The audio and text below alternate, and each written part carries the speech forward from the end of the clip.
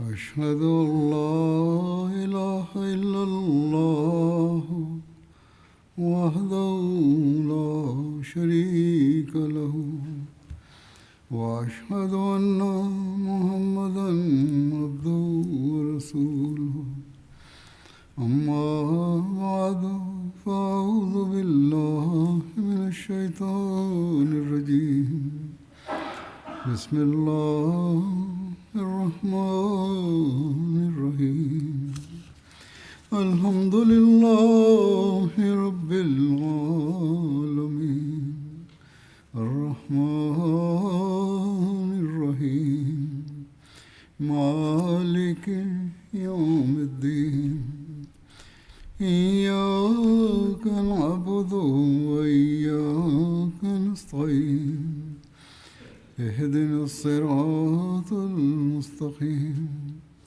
صراط الذين أنعمت عليهم غير المغضوب عليهم ولا الضالين.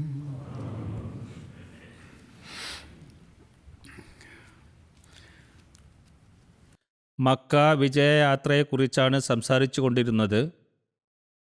ഈ യാത്രക്ക് പുറപ്പെടുന്നതിന് മുമ്പ് ഒരു സംഭവം പരാമർശിക്കപ്പെടുന്നുണ്ട്.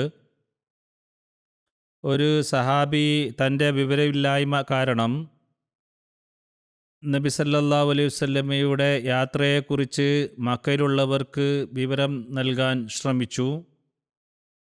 എന്നാൽ അള്ളാഹു പ്രവാചകന് ഇതറിയിക്കുകയും അങ്ങനെ നബി സല്ലല്ലാഹു അലൈഹി വസല്ലമയുടെ ഈ പദ്ധതിയെക്കുറിച്ച് അവിശ്വാസികൾക്ക് അറിവ് ലഭിക്കാതെ വരികയും ചെയ്തു. വിശദാംശത്തിൽ ഇങ്ങനെ രേഖപ്പെടുത്തിയിട്ടുണ്ട്: മദീനയിൽ മക്കയിലേക്കുള്ള ഒരുക്കങ്ങൾ നടക്കുന്നതിനിടെ മദീനയിലുണ്ടായിരുന്ന ഒരു ബദരി സഹാബി ഹാത്തിം ഇബ്നു അബി ബൽത, അദ്ദേഹത്തിൻ്റെ പേരതായിരുന്നു, എന്ന ഒരു സഹാബി ഖുറൈശികൾക്ക് ഒരു കത്തെഴുതി. നബി സല്ലല്ലാഹു അലൈഹി വസല്ലം നിങ്ങളുടെ നേർക്ക് പുറപ്പെടാൻ പദ്ധതിയിട്ടിട്ടുണ്ടെന്ന് അദ്ദേഹം ആ കത്തിൽ അറിയിച്ചു. മദീനയിലെ ഒരുക്കങ്ങൾ നടക്കുമ്പോൾ ഹാത്തിം റളിയല്ലാഹു ഈ കത്ത് മുസൈന ഗോത്രത്തിൽപ്പെട്ട ഒരു സ്ത്രീയെ ഏൽപ്പിച്ചു. കനൂദ് അല്ലെങ്കിൽ സാറ എന്നറിയപ്പെട്ടിരുന്ന ഈ സ്ത്രീ ബനു അബ്ദുൽ മുത്തലിബിലെ ഒരാളുടെ അടിമയായിരുന്നു. കത്ത് മക്കയിലെത്തിക്കാൻ ഹാത്തിബ് അവർക്ക് പ്രതിഫലം നിശ്ചയിക്കുകയും കത്ത് രഹസ്യമായി സൂക്ഷിക്കാനും സാധാരണ വഴിയിലൂടെ യാത്ര ചെയ്യാതിരിക്കാനും നിർദ്ദേശിച്ചു. കാരണം അവിടെ കാവലുണ്ടായിരുന്നു. ആ സ്ത്രീ കത്ത് തൻ്റെ തലമുടിയിൽ ഒളിപ്പിച്ച് മുടി പിന്നിക്കെട്ടി പുറപ്പെട്ടു. ആ കത്തിൽ ഇങ്ങനെ എഴുതിയിരുന്നു: നബി സല്ലല്ലാഹു അലൈഹി വസല്ലം നിങ്ങളുടെ നേർക്ക് രാത്രിയെപ്പോലെ ഇരുണ്ട ഒരു സൈന്യവുമായി വരുന്നുണ്ട്. അതായത് വളരെ വലിയ സൈന്യമാണത്. ശക്തിയേറിയ ഒഴുക്കിനെപ്പോലെ അതിവേഗം അത് വന്നുകൊണ്ടിരിക്കുകയാണ്. അള്ളാഹു ആണേ സത്യം, തിരുനബി ഒറ്റയ്ക്ക് നിങ്ങളുടെ നേർക്ക് പുറപ്പെട്ടാൽ പോലും അള്ളാഹു തീർച്ചയായും നിങ്ങൾക്കെതിരിൽ അദ്ദേഹത്തെ സഹായിക്കും. അള്ളാഹു നബി സല്ലല്ലാഹു അലൈഹി വസല്ലമക്ക് നൽകിയ വാഗ്ദാനം പൂർത്തിയാക്കുകയും ചെയ്യുന്നതാണ്. അതിനാൽ നിങ്ങൾ നിങ്ങളുടെ ഒരുക്കങ്ങൾ നടത്തിക്കൊള്ളുക. മറ്റൊരു റിപ്പോർട്ടിൽ നിവേദനത്തിൽ ഇങ്ങനെ കാണാം: മുഹമ്മദ് സല്ലല്ലാഹു അലൈഹി വസല്ലം തൻ്റെ സൈന്യവുമായി നിങ്ങളുടെ നേർക്കോ അല്ലാതെയോ വരുന്നുണ്ട്. എങ്ങോട്ടേക്കാണെന്ന് പറയാൻ കഴിയില്ല.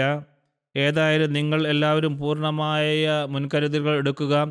ഈ വിവരണത്തിലൂടെ നിങ്ങളുടെ മേൽ ഒരു ഉപകാരം ചെയ്യണമെന്ന് ഞാൻ ആഗ്രഹിച്ചു. മറ്റൊരു റിവായത്ത് അനുസരിച്ച് അദ്ദേഹം ഈ കത്ത് സഫാൻ ഇബ്നു ഉമയ്യ, സുഹൈൽ ഇബ്നു അംറ്, ഇക്രിമ ബിൻ അബൂ ജഹൽ എന്നിവർക്കാണ് എഴുതിയത്. മറ്റൊരു ഭാഗത്ത് നബി സല്ലല്ലാഹു അലൈഹി വസല്ലമയുടെ പ്രാർത്ഥനകളുടെ ഫലമായി ഈ കത്തിനെക്കുറിച്ച് അള്ളാഹു തിരുനബിക്ക് വിവരം നൽകി. അങ്ങനെ തിരുനബി സല്ലല്ലാഹു അലൈഹി വസല്ലം അലിയെ വിളിച്ചു. അലി തന്നെ ഈ സംഭവം വിവരിക്കുന്നു: റസൂലുള്ളാഹി സല്ലല്ലാഹു അലൈഹി വസല്ലം എന്നെയും അബൂ മർസദ് ഗനവിയെയും സുബൈറിനെയും അയച്ചു. ഞങ്ങൾ എല്ലാവരും കുതിരപ്പുറത്താണ് യാത്ര ചെയ്തത്. തിരുനബി പറഞ്ഞു, നിങ്ങൾ യാത്ര തിരിക്കുക.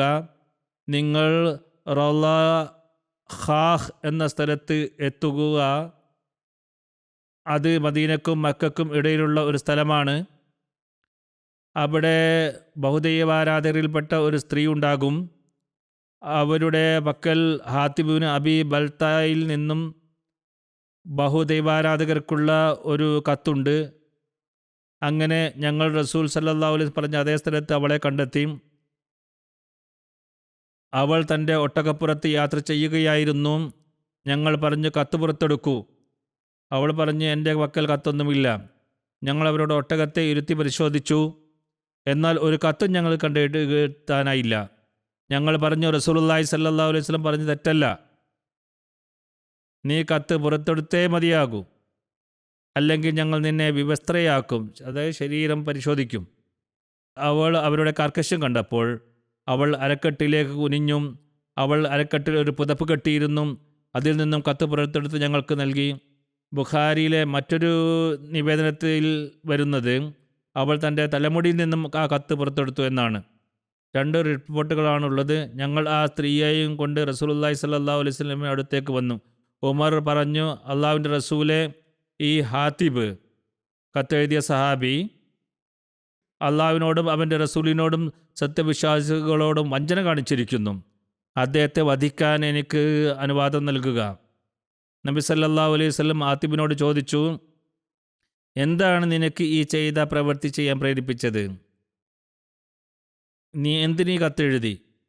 ഹാത്തിബ് പ്രതികരിച്ചു, അള്ളാഹുവാണ് സത്യം, ഞാൻ അള്ളാഹുവിലും അവൻ്റെ റസൂലിലും വിശ്വസിക്കാത്ത ഒരാളായിരുന്നില്ല. അതായത് ഞാൻ സത്യവിശ്വാസികൾപ്പെട്ടവനാണ്. ഇത് ഒരു തരത്തിലുള്ള വഞ്ചനയുമായിരുന്നില്ല. കഴുത്തെഴുതാനുള്ള കാരണം ഇതായിരുന്നു.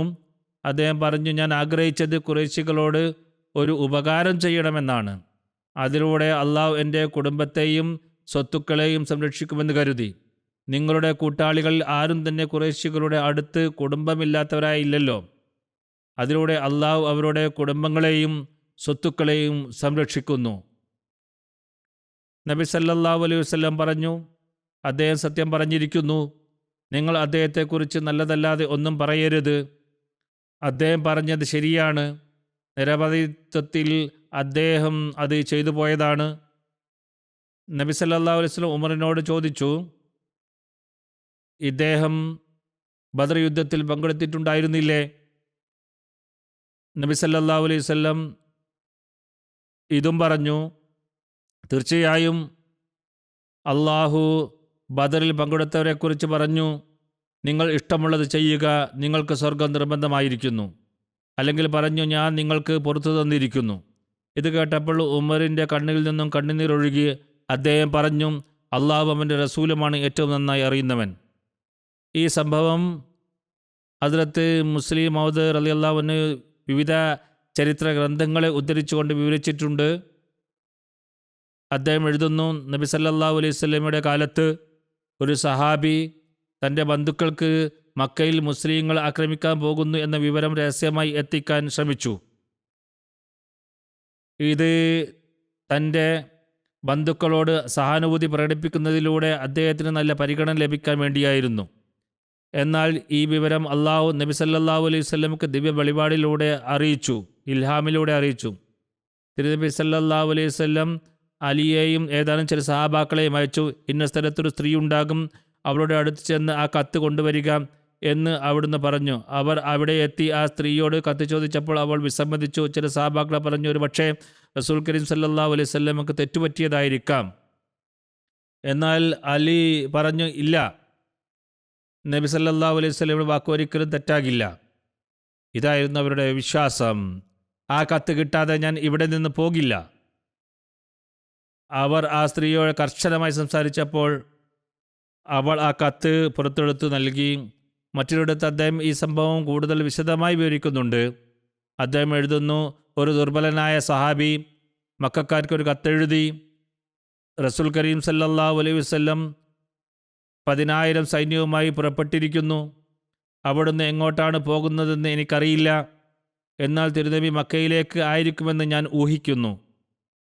എനിക്ക് മക്കയിൽ ചില പ്രിയപ്പെട്ടവരും ബന്ധുക്കളുമുണ്ട്. ഈ വിഷമഘട്ടത്തിൽ നിങ്ങൾ അവരെ സഹായിക്കുമെന്നും അവർക്ക് ഒരു തരത്തിലുള്ള ബുദ്ധിമുട്ടും ഉണ്ടാകാൻ അനുവദിക്കില്ലെന്നും ഞാൻ പ്രതീക്ഷിക്കുന്നു.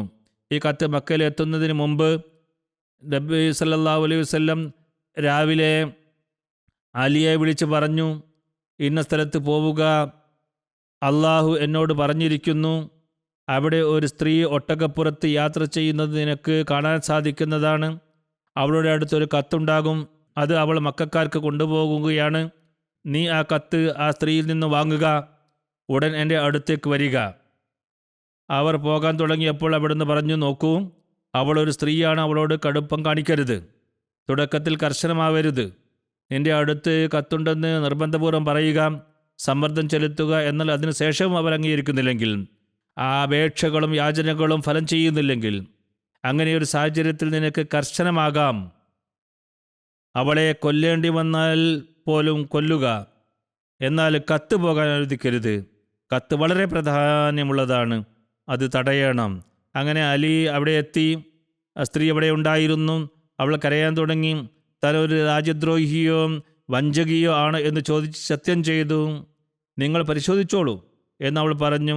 അവർ അങ്ങുമിങ്ങും നോക്കി, അവളുടെ പോക്കറ്റിൽ തപ്പി സാധനങ്ങൾ പരിശോധിച്ചു, എന്നാൽ കത്ത് കണ്ടില്ല. സഹാബികൾ പറഞ്ഞു, കത്ത് അവളുടെ അടുത്ത് ഇല്ലെന്ന് തോന്നുന്നു. അലീന് ആവേശം വന്നു. അദ്ദേഹം പറഞ്ഞു, നിങ്ങൾ മിണ്ടാതിരിക്കുക. അദ്ദേഹം വളരെ വികാരാധീനനായിക്കൊണ്ട് പറഞ്ഞു, അല്ലാഹുവാണേ സത്യം, റസൂൽ ഒരിക്കലും കള്ളം പറയില്ല. അങ്ങനെ അദ്ദേഹം ആ സ്ത്രീയോട് പറഞ്ഞു, മുഹമ്മദ് റസൂലുള്ളാഹി സ്വല്ലല്ലാഹു അലൈഹി വസല്ലം പറഞ്ഞു, നിന്റെ അടുത്ത് കത്തുണ്ടെന്ന്. അല്ലാഹുവാണേ സത്യം, ഞാൻ കളവല്ല പറയുന്നത്. എന്നിട്ട് അദ്ദേഹം വാളൂരി പിടിച്ച് പറഞ്ഞു, നേരെ കത്ത് പുറത്തെടുക്കുക, അല്ലെങ്കിൽ ഓർമ്മിക്കുക, നിന്നെ വിവസ്ത്രയാക്കി പരിശോധിക്കേണ്ടി വന്നാൽ പോലും ഞാൻ അതുപോലും ചെയ്യുന്നതാണ്. കാരണം റസൂൽ കരീം സല്ലല്ലാഹു അലൈഹി വസല്ലം സത്യം പറഞ്ഞിരിക്കുന്നു, നീയാണ് കള്ളം പറയുന്നത്. അങ്ങനെ അവൾ പേടിച്ചു. അവളെ വിവസ്ത്രയാക്കുമെന്ന് ഭീഷണിപ്പെടുത്തിയപ്പോൾ അവൾ ഉടൻ തന്നെ തൻ്റെ പിന്നിക്കെട്ടിയ മുടി അയച്ച് ആ മുടിക്കുള്ളിൽ അവൾ കത്ത് ഒളിപ്പിച്ചിരുന്നു. അത് അവൾ പുറത്തെടുത്ത് നൽകി. തലമുടിയിൽ ഒളിപ്പിച്ചു വെച്ചതായിരുന്നു അത്. ഏതായിരുന്നാലും അതിനുശേഷം നബി സല്ലല്ലാഹു അലൈഹി വസല്ലം യാത്ര ആരംഭിച്ചു. നബി സല്ലല്ലാഹു അലൈഹി വസല്ലം മദീനയിൽ നിന്നും പുറപ്പെട്ടതിനെക്കുറിച്ച് രേഖപ്പെടുത്തിയിരിക്കുന്നു.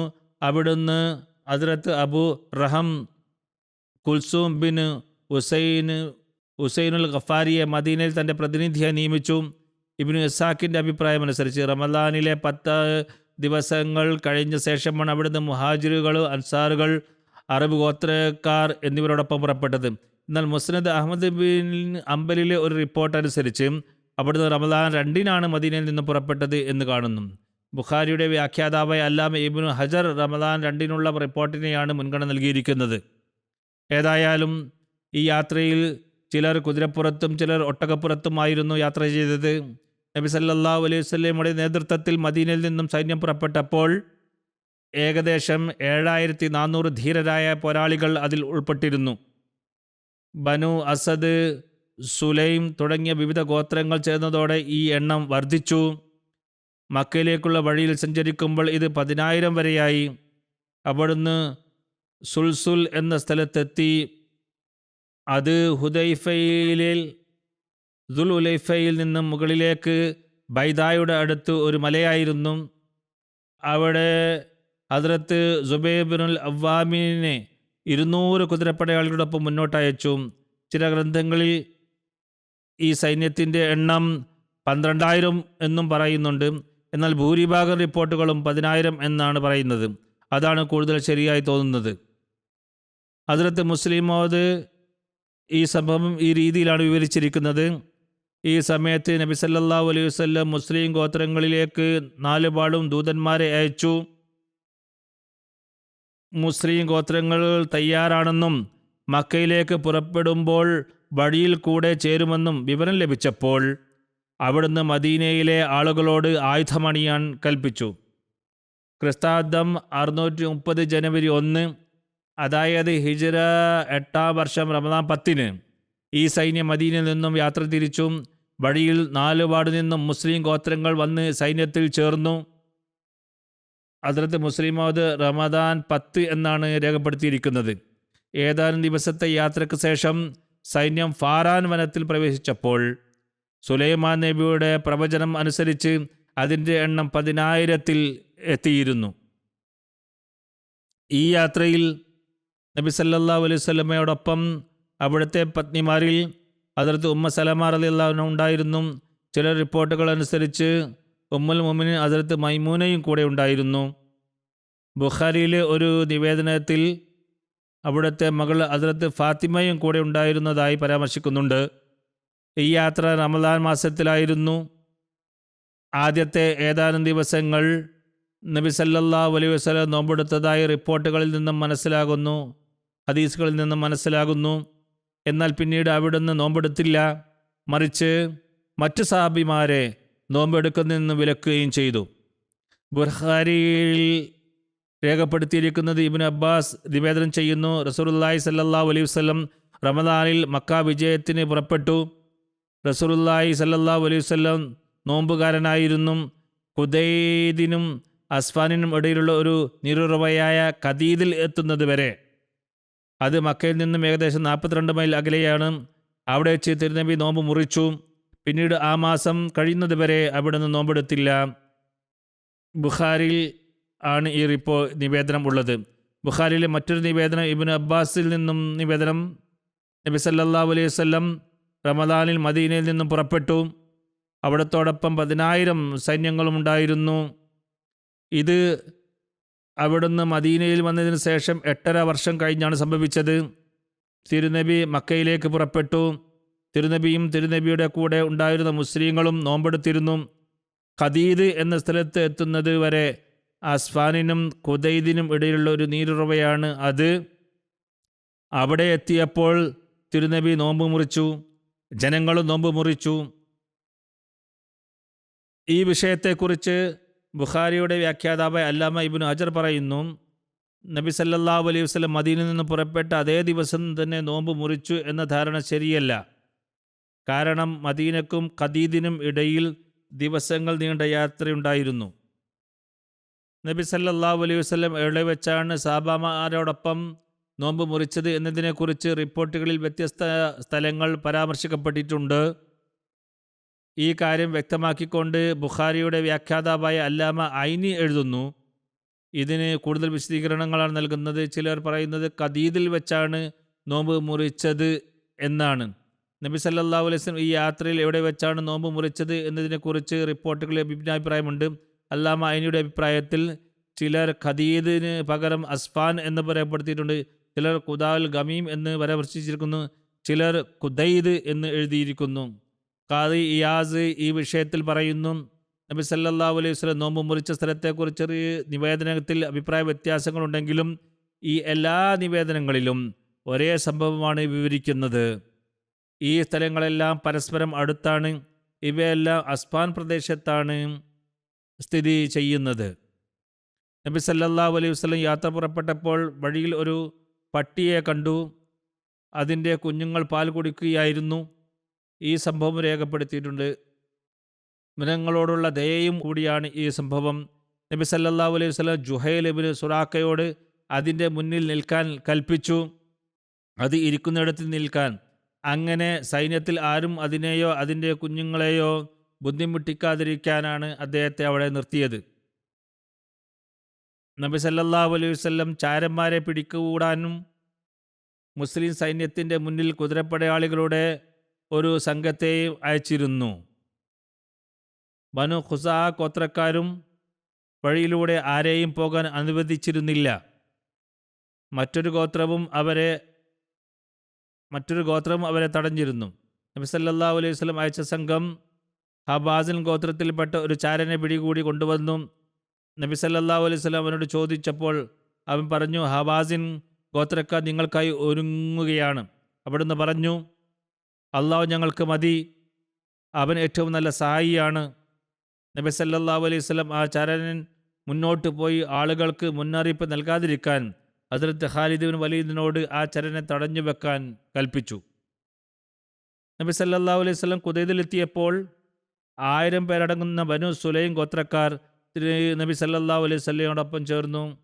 ഇവിടെ തിരുനബി പതാകകളും കൊടികളും തയ്യാറാക്കുകയും അവ ഗോത്രങ്ങൾക്കിടയിൽ വിതരണം ചെയ്യുകയും ചെയ്തു. ഖുദൈദിൽ മൈതാനത്ത് നബിയുടെ സൈന്യം വിവിധ ഗോത്രങ്ങളുടെ അടിസ്ഥാനത്തിൽ ഒരുങ്ങി. ഓരോ ഗോത്രത്തിൻ്റെയും സൈന്യത്തിന് അതേ ഗോത്രത്തിൽപ്പെട്ട ഒരാളെ നേതാവായി നിയമിച്ചു. നബി സല്ലല്ലാഹു അലൈഹി വസല്ലം അൻസാറുകളെ അവരുടെ ഗോത്ര കുടുംബങ്ങളുടെ അടിസ്ഥാനത്തിൽ 12 വിഭാഗങ്ങളായി വിഭജിച്ചു. 6 വിഭാഗം ഔസ് ഗോത്രത്തിൽ നിന്നും 6 വിഭാഗം ഖസറജ് ഗോത്രത്തിൽ നിന്നും. മുഹാജിരീങ്ങൾക്ക് 3 പതാകകൾ ഉണ്ടായിരുന്നു. അവ ഹസ്രത്ത് അലി ബിൻ അബി താലിബ്, ഹസ്രത്ത് സുബൈർ ബിൻ അവ്വാം, ഹസ്രത്ത് സഅദ് ബിൻ അബി വക്കാസ് എന്നിവരുടെ കൈവശമായിരുന്നു. ഈ സൈനിക നീക്കത്തിനിടെ അബൂ സുഫ്യാൻ ബിൻ ഹാരിസും, ഇദ്ദേഹം അബൂ സുഫ്യാൻ ബിൻ ഹർബ് അല്ല, മറ്റൊരു അബൂ സുഫിയാനാണ്, അബ്ദുല്ലാ ബിൻ അബു ഉമയ്യയും ഇസ്ലാം മതം സ്വീകരിച്ച ഒരു സംഭവം രേഖപ്പെടുത്തിയിട്ടുണ്ട്. നബി സല്ലല്ലാഹു അലൈഹി വസല്ലമയുടെ പിതൃ സഹോദര പുത്രനും മുലകൊടി ബന്ധത്തിലുള്ള സഹോദരനുമായ അബൂ സുഫ്യാൻ ബിൻ ഹാരിസ് തൻ്റെ മകൻ ജാഫറിനോടും Abdullah bin Abi Umayya bin മുഗിറയോടും കൂടി മക്കയിൽ നിന്ന് പുറപ്പെട്ടു. മക്കക്കും മദീനക്കും ഇടയിലുള്ള സനിയത്തുൽ ഉഖാബ് എന്ന സ്ഥലത്ത് വെച്ച് അവർ നബി സല്ലല്ലാഹു അലൈഹി വസല്ലമയെ കണ്ടുമുട്ടി. ഈ രണ്ടുപേരും നബി സല്ലല്ലാഹു അലൈഹി വസല്ലമയെ കടുത്ത ശത്രുക്കളായിരുന്നതുകൊണ്ട് നേരിട്ട് തിരുനബിയുടെ സന്നിധിയിൽ ഹാജരാക്കാൻ അവർക്ക് ധൈര്യമുണ്ടായിരുന്നില്ല. ഉമ്മുൽ മുഅ്മിനീൻ ഹസ്രത്ത് Umm Salama Abdullah bin Abi ഉമയ്യയുടെ സഹോദരിയായിരുന്നു. അവർ നബി സല്ലല്ലാഹു അലൈഹി വസല്ലമയുടെ അടുത്ത് അപേക്ഷിച്ചു, അങ്ങയുടെ പിതൃ സഹോദരപുത്രൻ അബൂ സുഫ്യാൻ ബിൻ ഹാരിസും അങ്ങയുടെ പിതൃ സഹോദരിയുടെ മകനും അബ്ദുല്ലാ ബിൻ അബി ഉബയ്യ അങ്ങയെ കാണാൻ ആഗ്രഹിക്കുന്നു. നബി സല്ലല്ലാഹു അലൈഹി വസല്ലം പ്രതിവചിച്ചു, എനിക്കവരെ കാണേണ്ട ഒരു ആവശ്യമില്ല, ഞാൻ അവരെ കാണാൻ ആഗ്രഹിക്കുന്നില്ല. എൻ്റെ പിതൃ സഹോദരപുത്രൻ എന്നെ അപമാനിച്ച വ്യക്തിയാണ്.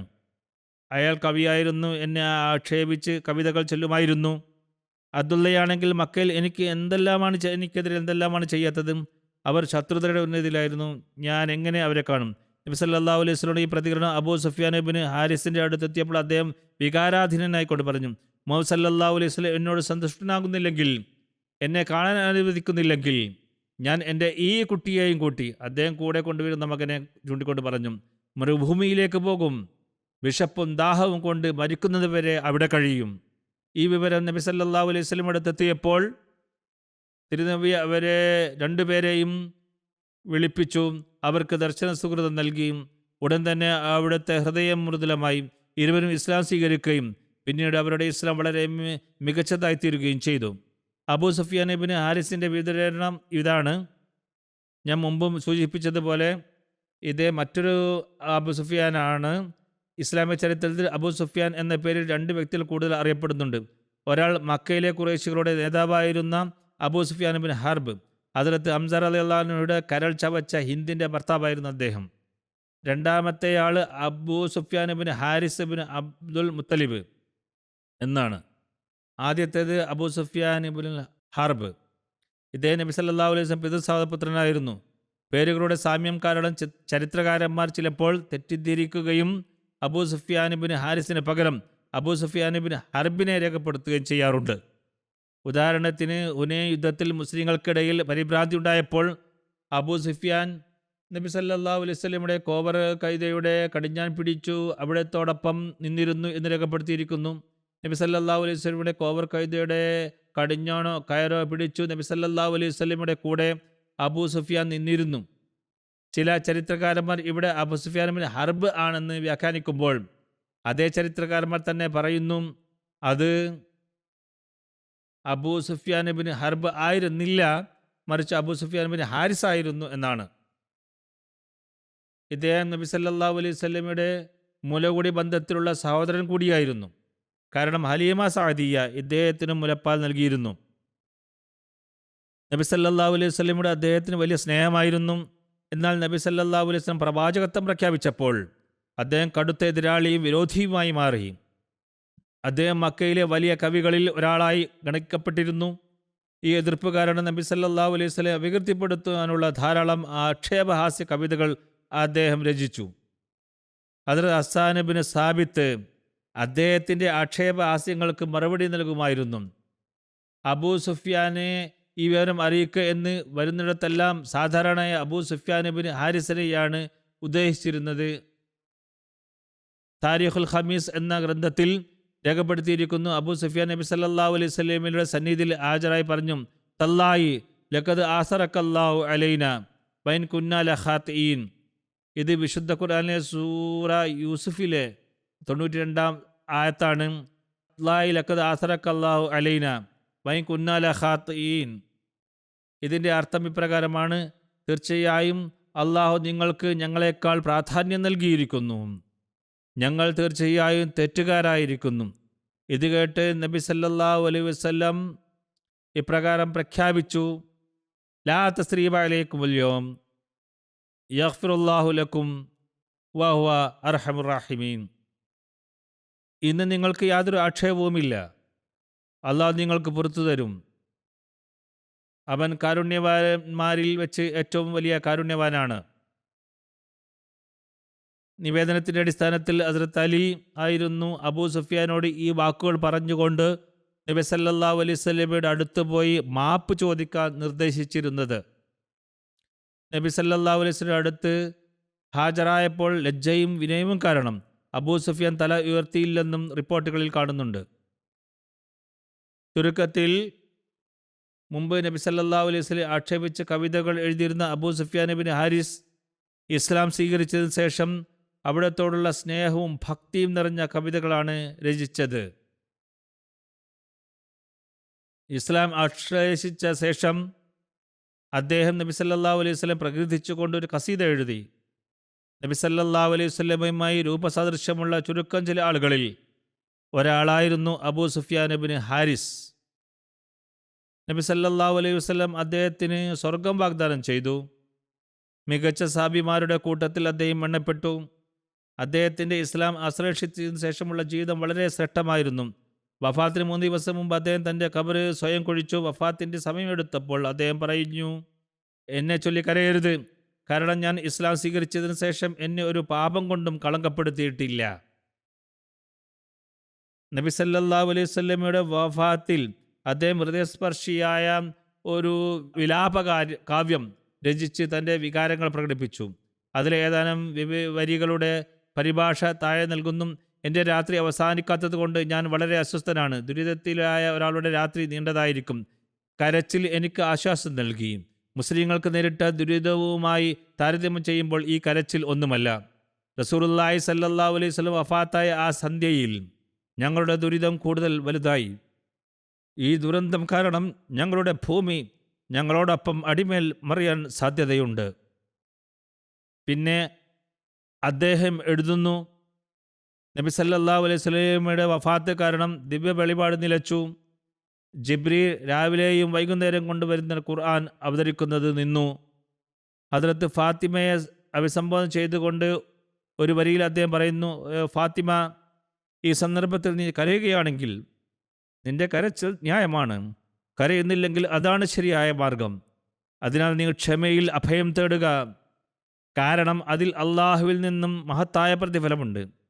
നിന്റെ പിതാവ് റസൂലുള്ളാഹി സ്വല്ലല്ലാഹു അലൈഹി വസല്ലമയുടെ മഹത്വങ്ങൾ വർണ്ണിക്കുക, പ്രശംസിച്ചുകൊണ്ടേയിരിക്കുക, കാരണം അവിടുത്തെ എത്ര പ്രശംസിച്ചാലും അത് അവിടുത്തെ മഹത്വത്തെ പൂർണ്ണമായി വിവരിക്കാൻ കഴിയില്ല. ഈ ഖസീദയിൽ അദ്ദേഹം പറയുന്നു, അറബി ഇപ്രകാരമാണ്: ഫഖബറു അബീക്കി സയ്യിദു കുല്ലി ഖദീർ വഫിഹി സയ്യിദുൻ നാസി റസൂൽ. ഓ ഫാത്തിമ, നിന്റെ പിതാവിൻ്റെ ഖബർ എല്ലാ ഖബറുകളുടെയും നായകനാണ്, കാരണം അതിൽ മനുഷ്യരുടെ എല്ലാം നായകനായ റസൂൽ കരീം സല്ലല്ലാഹു അലൈഹി വസല്ലം ആക്കിയിരിക്കുന്നു.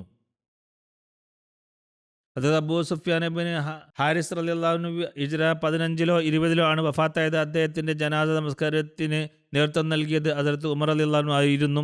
അബ്ദുല്ലാഹ് ഇബ്നു അബി ഉമയ്യ ഒരു ലഘു പരിചയം. അദ്ദേഹത്തിൻ്റെ പേര് ഹുദൈഫ എന്നും അറിയപ്പെട്ടിരുന്നു. ഇദ്ദേഹം നബി സല്ലല്ലാഹു അലൈഹി വസല്ലം പിതൃ സഹോദരി ആത്തിക്കയുടെ മകനായിരുന്നു. ഈ ബന്ധത്തിൽ തിരുനബിയുടെ പിതൃ സഹോദരി പുത്രനുമായിരുന്നു. കൂടാതെ ഉമ്മുൽ മുഅ്മിനീൻ ഹസ്രത്ത് ഉമ്മു സലമയുടെ സഹോദരനുമായിരുന്നു. നബി സല്ലല്ലാഹു അലൈഹി വസല്ലം പ്രവാചകത്വം പ്രഖ്യാപിച്ചപ്പോൾ ഈ വ്യക്തി തിരുനബിയുടെ കടുത്ത എതിരാളിയായി മാറുകയും എതിർക്കുന്നവരിൽ മുൻപന്തിയിൽ നിൽക്കുകയും ചെയ്തു. വിശുദ്ധ ഖുർആനിൽ ഇപ്രകാരം പരാമർശിക്കപ്പെടുന്നുണ്ട്: വഖാലു ലൻ നുഅ്മിന ലക ഹത്താ തഫ്ജുറ ലനാ മിനൽ അർളി യംബൂഗ. അവർ പറഞ്ഞു, നീ ഞങ്ങൾക്ക് ഭൂമിയിൽ നിന്നും ഒരു ഉറവ ഒഴുക്കിത്തരുന്നത് വരെ ഞങ്ങൾ നിന്നെ വിശ്വസിക്കുകയേ ഇല്ല. ഈ വാക്കുകൾ പറഞ്ഞത് അബ്ദുല്ലാ ഇബ്നു അബി ഉമയ്യയാണെന്ന് പറയപ്പെടുന്നു. എന്നാൽ ഇസ്ലാം സ്വീകരിച്ചതിന് ശേഷം അദ്ദേഹം ഹുനൈൻ യുദ്ധത്തിൽ അതീവ ധീരതയോടെ പങ്കെടുത്തു. തായിഫ് യുദ്ധത്തിൽ ഒരു അമ്പ് തട്ടി അദ്ദേഹം രക്തസാക്ഷിത്വം വഹിച്ചു ഷഹീദായി. ഈ സംഘത്തിൽ ഹസ്രത്ത് അബ്ബാസ് സൈന്യത്തിൽ ചേർന്നതിനെക്കുറിച്ചും എഴുതിയിരിക്കുന്നു. നബി സല്ലല്ലാഹു അലൈഹി വസല്ലം മക്കയിലേക്ക് യാത്ര പുറപ്പെട്ടപ്പോൾ ഹസ്രത്ത് അബ്ബാസ് മക്കയിൽ നിന്ന് മദീനയിലേക്ക് ഹിജ്റത്ത് പോകാൻ ഒരുങ്ങുകയായിരുന്നു. ജൂഫയിൽ വെച്ച് ഹസ്രത്ത് അബ്ബാസ് നബി സല്ലല്ലാഹു അലൈഹി വസല്ലമയെ കണ്ടു. ജൂഫ മക്കയിൽ നിന്നും ഏകദേശം 76 മൈൽ അകലെയാണ് സ്ഥിതി ചെയ്യുന്നത്. ഹസ്രത്ത് അബ്ബാസ് തൻ്റെ സാധനങ്ങൾ മദീനയിലേക്ക് അയച്ചു. എന്നിട്ട് നബിയോടൊപ്പം മക്കയിലേക്ക് തിരിച്ചു യാത്ര തുടങ്ങി. ഹസ്രത്ത് അബ്ബാസ് ബിൻ അബ്ദുൽ മുത്തലിബിന് ഒരു ലഘുപരിചയം. ഹസ്രത്ത് അബ്ബാസ് ബിൻ അബ്ദുൽ മുത്തലിബ് നബി സല്ലല്ലാഹു അലൈഹി വസല്ലമയുടെ പിതൃ സഹോദരനായിരുന്നു. നബി സല്ലല്ലാഹു അലൈഹി വസല്ലമയേക്കാൾ 2-3 വയസ്സ് കൂടുതലായിരുന്നു. അദ്ദേഹത്തിന് തൻ്റെ മകൻ ഫദ്ൽ ഇബ്നു അബ്ബാസിൻ്റെ പേരിൽ അബുൽ ഫദ്ൽ എന്ന ഓമന പേരിൽ അദ്ദേഹം അറിയപ്പെട്ടു. അബൂ താലിബിന് ശേഷം സിഖായ, ഹാജിമാർക്ക് വെള്ളം നൽകൽ എന്ന ചുമതല അദ്ദേഹത്തിന് ഉണ്ടായിരുന്നു. അഖബയിൽ വെച്ച് അൻസാറുകൾ ബയ്യത്ത് ചെയ്തപ്പോൾ ഹസ്രത്ത് അബ്ബാസ് നബിയോടൊപ്പം ഉണ്ടായിരുന്നു. ഹുനൈൻ യുദ്ധത്തിൽ അദ്ദേഹം നബി സല്ലല്ലാഹു അലൈഹി വസല്ലമയുടെ ഒപ്പം ഉറച്ചു നിന്നു. ഹിജ്റ 32-ലോ 33-ലോ ആണ് അദ്ദേഹം വഫാത്തായത്. ഹസ്രത്ത് അബ്ബാസ് ഇസ്ലാം സ്വീകരിച്ചതിനെക്കുറിച്ച് വ്യത്യസ്ത റിപ്പോർട്ടുകളുണ്ട്. ചിലർ പറയുന്നത് അദ്ദേഹം ഹിജ്റയ്ക്ക് മുമ്പ് ഇസ്ലാം സ്വീകരിച്ചു എന്നാണ്. ചിലർ ബദ്ർ യുദ്ധത്തിന് മുമ്പ്, ചിലർ ഖൈബർ യുദ്ധത്തിന് അടുത്ത്, മറ്റു ചിലർ മക്ക വിജയത്തിന് മുമ്പ് ഇസ്ലാം സ്വീകരിച്ചു എന്ന് പറയുന്നു.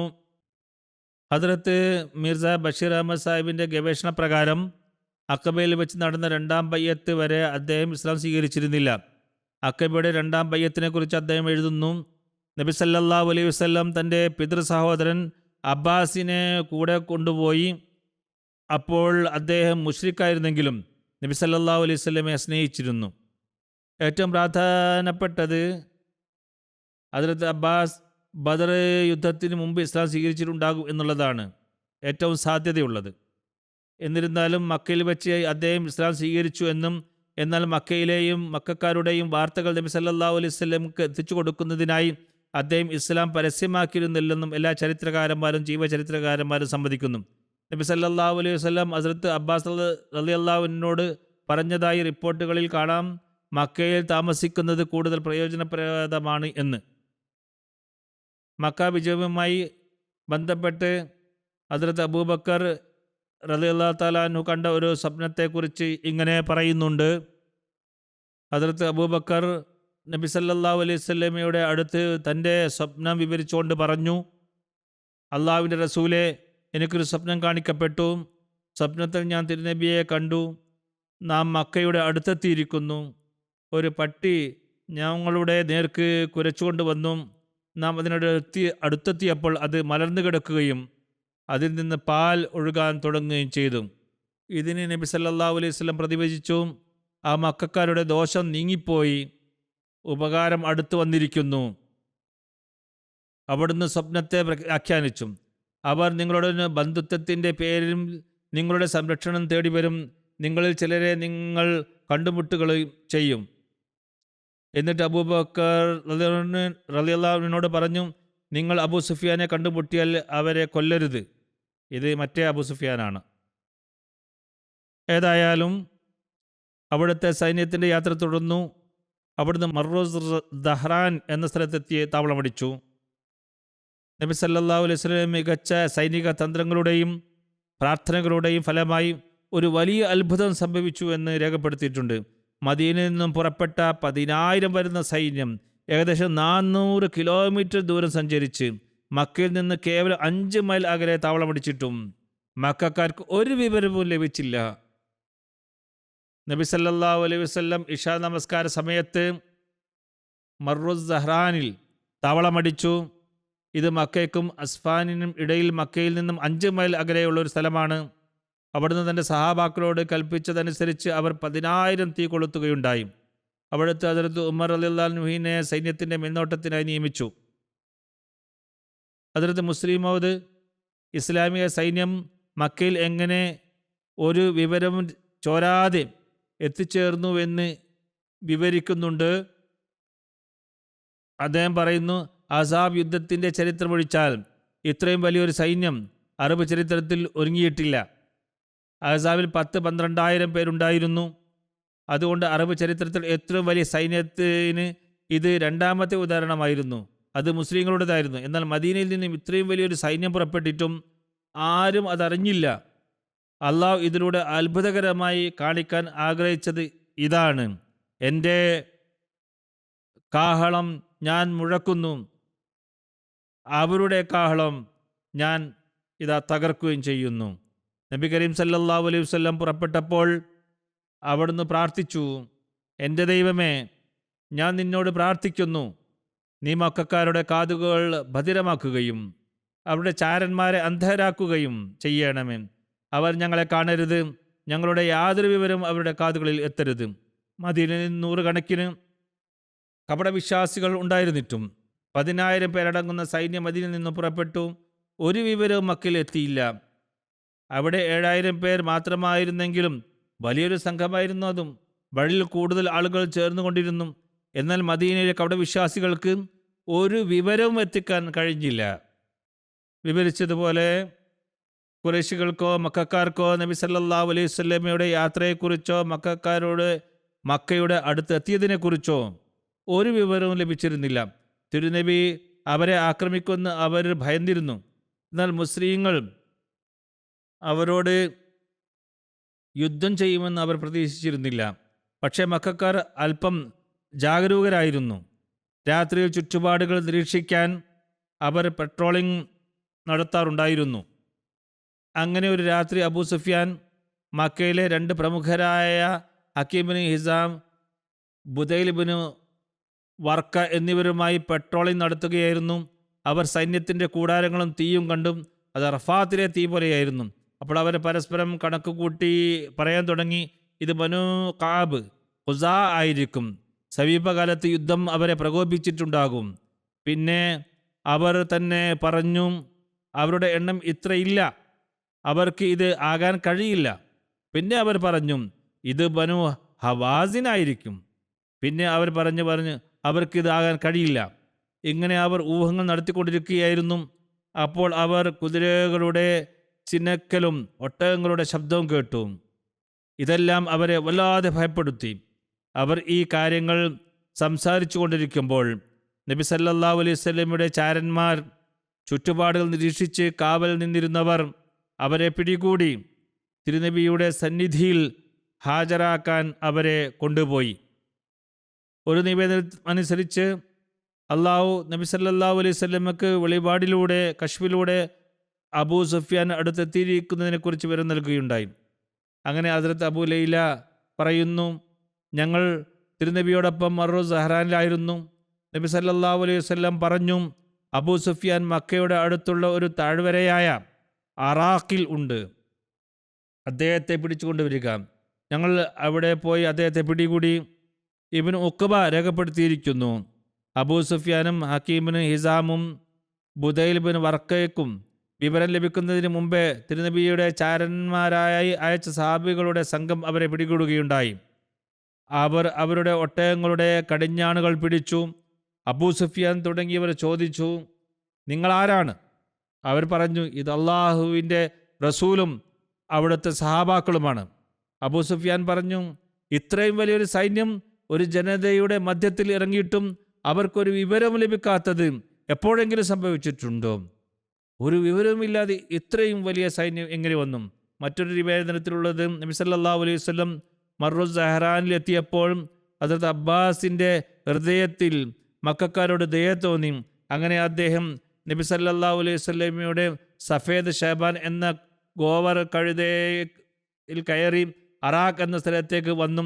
ഒരുപക്ഷെ ആരെങ്കിലും നബി സല്ലല്ലാഹു അലൈഹി വസല്ലമയുടെ വരവിനെക്കുറിച്ച് മക്കക്കാർക്ക് വിവരം നൽകി അവരോട് ശക്തി ഉപയോഗിച്ച് മക്കയിൽ പ്രവേശിക്കുന്നതിന് മുമ്പ് വന്നും അവിടത്തോട് സമാധാനത്തിന് അപേക്ഷിക്കാൻ പറയാൻ കിട്ടിയെങ്കിലോ എന്ന് അദ്ദേഹം മനസ്സിൽ കരുതി. അദ്ദേഹം ഇത് ചിന്തിച്ചു കൊണ്ടിരിക്കുമ്പോൾ അദ്ദേഹം Abu Sufyan, Hakim bin Hizam, Budail bin Warqa എന്നിവരുടെ ശബ്ദം കേട്ടു. അബൂ സുഫിയാൻ പറയുന്നുണ്ടായിരുന്നു, ഇതുവരെ ഞാൻ ഇങ്ങനെയൊരു തീയും സൈന്യവും കണ്ടിട്ടില്ല. ബുദൈൽ പറയുന്നുണ്ടായിരുന്നു, അള്ളാഹുവാണ് സത്യം, ഇത് ഖുസാ ആളുകളുടെ തീയാണ്. യുദ്ധത്തിനുള്ള ആഗ്രഹം അവരുടെ വികാരങ്ങളെ ആളിക്കത്തിച്ചിരിക്കുന്നു. അബൂ സുഫിയാൻ പറഞ്ഞു, അള്ളാഹുവാണ് സത്യം, ഖുസാ ആളുകൾ ദുർബലരും എണ്ണത്തിൽ കുറഞ്ഞവരുമാണ്. ഇത് അവരുടെ തീയും സൈന്യവും ആകാൻ സാധ്യതയില്ല. അത് അബ്ബാസ് അവരുടെ ശബ്ദം കേൾക്കുകയും അവരെ തിരിച്ചറിയുകയും ചെയ്തു. അബൂ സുഫിയാനും അദ്ദേഹത്തെ തിരിച്ചറിഞ്ഞു. ഹദ്റത്ത് അബ്ബാസ് അബൂ സുഫിയാനെ നബി സല്ലല്ലാഹു അലൈഹി വസല്ലമയുടെ അടുത്തേക്ക് കൊണ്ടുപോയി. അദ്ദേഹത്തിൻ്റെ 2 കൂട്ടുകാർ തിരിച്ചുപോയി. ഒറ്റക്ക് അബൂ സുഫിയാനെയാണ് കൊണ്ടുപോയത്, മറ്റു കൂട്ടുകാരെ വിട്ടു. ഒരു നിവേദനത്തിൽ പറയുന്നത് ഹദ്റത്ത് അബ്ബാസ് അവരെയും നബി സല്ലല്ലാഹു അടുത്തേക്ക് കൊണ്ടുപോയി എന്നാണ്. 2 തരം റിപ്പോർട്ടുകൾ, നിവേദനങ്ങളുണ്ട്. ഹദ്റത്ത് മുസ്ലിം മോദി ഇപ്രകാരമാണ് ഇതിനെ വിവരിച്ചത്. ഇസ്ലാമിക സൈന്യം മക്കയിലേക്ക് മുന്നേറിക്കൊണ്ടിരിക്കുമ്പോൾ അന്തരീക്ഷത്തിൽ പരന്ന നിശബ്ദത കാരണം മക്കക്കാർ കൂടുതൽ കൂടുതൽ ഭയചകിതരായിക്കൊണ്ടിരുന്നു. അവസാനം അവർ കൂടിയാലോചിച്ച് അബൂ സുഫിയാനെ മക്കക്ക് പുറത്തുപോയി മുസ്ലിങ്ങൾ എന്ത് ചെയ്യാനാണ് ഉദ്ദേശിക്കുന്നതെന്ന് കണ്ടെത്താൻ പ്രേരിപ്പിച്ചു. മക്കയിൽ നിന്നും ഒരു ദിവസത്തെ യാത്ര കഴിഞ്ഞപ്പോൾ അബൂ സുഫിയാൻ രാത്രിയിൽ ആ കാട് മുഴുവൻ തീവ്രമായി പ്രകാശിക്കുന്നതായി കണ്ടു. നബി സല്ലല്ലാഹു അലൈഹി വസല്ലം എല്ലാ കൂടാരങ്ങളുടെയും മുന്നിൽ തീ കത്തിക്കാൻ ഉത്തരവിട്ടിരുന്നു. കാട്ടിൽ 10,000 ആളുകൾക്കായി കൂടാരങ്ങൾക്ക് മുന്നിൽ ആളിക്കത്തുന്ന തീ ഒരു ഭയാനകമായ കാഴ്ചയാണ് കാഴ്ചവെച്ചിരുന്നത്. അബൂ സുഫിയാൻ ഒരു വലിയ ഭയാനകമായ കാഴ്ചയായിരുന്നു അത്. അബൂ സുഫിയാൻ തൻ്റെ കൂട്ടുകാരോട് ചോദിച്ചു, ഇതെന്താണ്? ആകാശത്ത് നിന്ന് വല്ല സൈന്യം ഇറങ്ങിയിട്ടുണ്ടോ? കാരണം അറബികളിൽ ഒരു ഗോത്രത്തിനും ഇത്രയും വലിയ സൈന്യമില്ല. തൻ്റെ കൂട്ടുകാർ പല ഗോത്രങ്ങളുടെയും പേരുകൾ പറഞ്ഞപ്പോൾ അദ്ദേഹം പറഞ്ഞു, ഇല്ലില്ല, അറബി ഗോത്രങ്ങളിൽ ഒരു ഗോത്രത്തിനും ഇത്രയും വലിയ സൈന്യം എവിടെ ഉണ്ടാക്കാനാണ്. അദ്ദേഹം ഇത് പറഞ്ഞുകൊണ്ടിരിക്കുമ്പോൾ ഇരുട്ടിൽ നിന്നും ഒരു ശബ്ദം കേട്ടു, അബൂ ഹൻസല. ഇത് അബൂ സുഫിയാൻ്റെ ഓമനപ്പേരായിരുന്നു. അബൂ സുഫിയാൻ ചോദിച്ചു, അബ്ബാസ്, നീ ഇവിടെ എന്ത് ചെയ്യുന്നു? അദ്ദേഹം മറുപടി നൽകി, മുഹമ്മദ് റസൂലുള്ളാഹി സ്വല്ലല്ലാഹു അലൈഹി വസല്ലമയുടെ സൈന്യം മുന്നിലുണ്ട്. നിങ്ങൾ വേഗത്തിൽ എന്തെങ്കിലും ചെയ്തില്ലെങ്കിൽ തോൽവിയും അപമാനവും നിങ്ങൾക്ക് തീർച്ചയാണ്. അതായത് സന്ധിയിലേക്ക് വരണമെന്നാണ് ഉദ്ദേശിച്ചത്. എന്തായാലും ഇതിനെക്കുറിച്ച് കൂടുതൽ വിവരങ്ങൾ ഉണ്ട്, വളരെ വിശദമായ വിവരണങ്ങൾ. ഇൻഷാ അല്ലാഹ് അടുത്ത തവണ ഞാൻ അത് വിവരിക്കുന്നതാണ്. ഞാൻ എപ്പോഴും പറയുന്നത് പോലെ പ്രാർത്ഥനകളിൽ ശ്രദ്ധ കേന്ദ്രീകരിക്കുക. അള്ളാഹു ലോകത്തെ കുഴപ്പങ്ങളിൽ നിന്നും രക്ഷിക്കട്ടെ. നിലവിലുള്ള ഈ അവസ്ഥയെ, ഉയർന്നും താഴ്ന്നും കൊണ്ടിരിക്കുന്ന ഈ അവസ്ഥയെ അള്ളാഹു നല്ലതിലേക്ക് കൊണ്ടുപോകട്ടെ. അത് കൂടുതൽ നാശത്തിലേക്ക് പോകാതിരിക്കട്ടെ.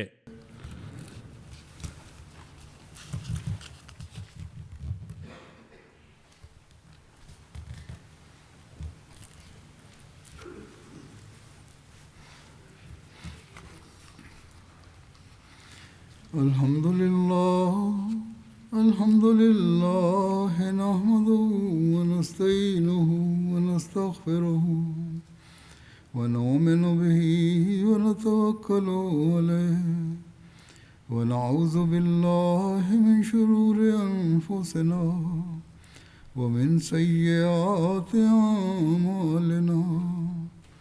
Man yahdihillahu fala mudilla lahu ومن يضلل فلا هادي له ونشهد أن لا إله إلا الله ونشهد أن محمدا عبده ورسوله.